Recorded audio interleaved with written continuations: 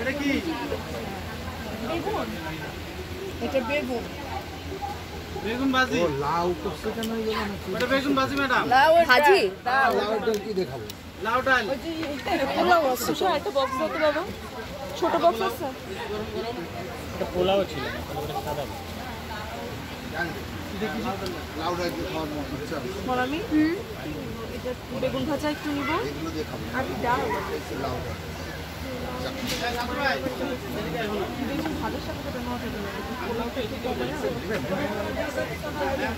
লাউটা দেন এইটুকু খাবো হ্যাঁ হ্যাঁ